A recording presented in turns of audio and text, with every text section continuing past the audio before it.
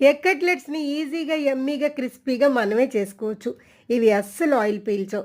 దానికోసం మనం 2 boil eggs, carrot తురుము, ఉల్లిపాయలు, పచ్చిమిరపకాయలు రెడీ చేసి ఎగ్ లోపల ఎల్లో తీసేసి ఎగ్ వైట్ని సన్నగా స్లైసెస్గా కట్ చేసుకుందాం. ఈ ఎగ్ స్లైసెస్లో ఒక ఉల్లిపాయని చిన్న చిన్న ముక్కలుగా కట్ చేసుకుని 4 పచ్చిమిరపకాయలు సన్నగా కట్ చేసి ఒక క్యారెట్ తురుము కూడా వేసుకుని చిన్న అల్లం ముక్క తురుము కూడా వేసి ఒక గుప్పుడు కొత్తిమీర వేసుకుందాం. దీనిలో రుచికి సరిపడా ఉప్పు, ఒక చిటికెడు పసుపు వేసుకుంటే మంచి కలర్ వస్తుంది. కొంచెం కారం, 1/2 స్పూన్ మసాలా వేసుకుని 2 స్పూన్లు కార్న్ఫ్లోరు, ఒక పెద్ద గరిటెతో శనగపిండి వేసుకోండి, సరిపోతుంది. అంతా చక్కగా కలిపేసుకుందాం. దీనిలో కొంచెం చిల్లీ ఫ్లేక్స్, జీలకర్ర వేసుకుంటే మరింత టేస్టీగా ఉంటుంది.